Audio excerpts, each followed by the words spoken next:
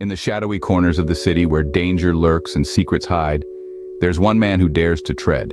His name, Jason King. A detective like no other, armed with an intellect sharper than a razor's edge and a wit as quick as a striking cobra. But his opponents aren't your everyday criminals.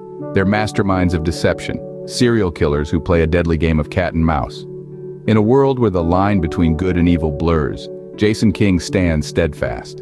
He's not just solving crimes, he's diving into the human psyche, unraveling the twisted knots of depravity. Each case, a new challenge. Each criminal, a new puzzle to solve. In the relentless pursuit of justice, will the hunter become the hunted? Stay tuned as Jason King takes you on a thrilling journey into the heart of darkness. In the quiet town of Delphi, Indiana, a legal drama unfolded that captured the nation's attention. Richard Allen, a local man, found himself accused of a crime that shook the community to its core: the murders of Abigail Williams and Liberty German.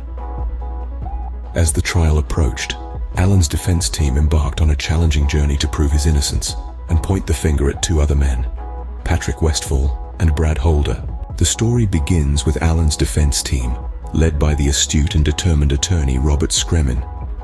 He knew that the task ahead was monumental. The evidence against Allen was significant, but he harbored deep convictions about his innocence.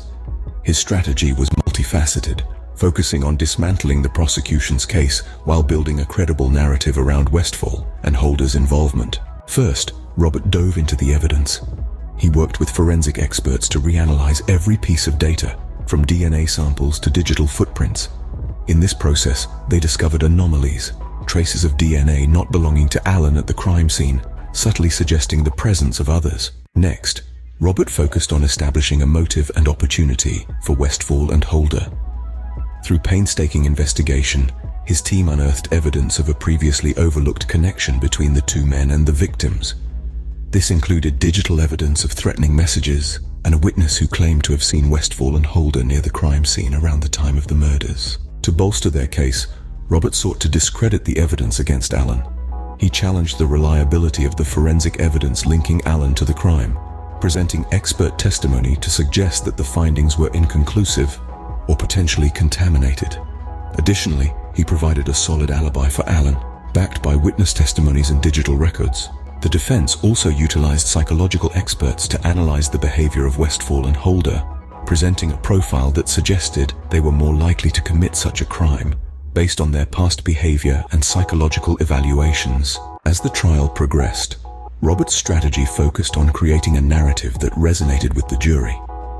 He emphasized the lack of direct evidence connecting Allen to the murders and highlighted the alternative suspects with compelling motives and opportunities. Through a combination of forensic evidence, witness testimony, and expert analysis, he painted a picture of a flawed investigation that too hastily focused on Allen while ignoring critical leads. In his closing argument, Robert passionately argued that the evidence pointed away from Allen and towards Westfall and Holder. He reminded the jury of the principle of reasonable doubt, arguing that the evidence against Allen did not meet the high standard of proof beyond a reasonable doubt. In contrast, he presented a compelling case for considering Westfall and Holder as the true culprits, based on a combination of motive, opportunity, and forensic evidence. To convince the jury, Robert needed to do more than just cast doubt on Allen's guilt. He needed to convincingly shift the narrative towards the guilt of Westfall and Holder, making it plausible and backed by solid evidence. He needed to weave the disparate strands of evidence into a coherent story that the jury could believe in, one that not only exonerated Allen but also fit the facts of the case more accurately than the prosecution's narrative. The outcome of such a trial would hinge on the defense's ability to challenge the prosecution's case and present a compelling alternative narrative.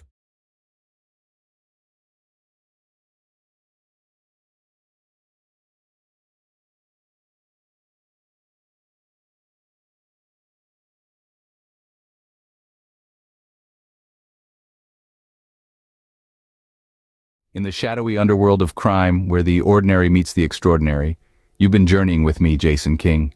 We've dissected the minds of some of the most notorious serial killers, peeling back the layers of their darkest secrets. Every shadowy corner we've turned, every chilling confession we've analyzed, has been a step deeper into the abyss. But remember, the abyss also gazes back. So brace yourself as we prepare to dive even deeper. Next time, we'll unravel a tale so twisted, it will make your spine tingle with anticipation. An enigma so intricate, it will have you questioning everything you thought you knew. Until then, keep your eyes open and your mind sharp. This is Jason King, signing off.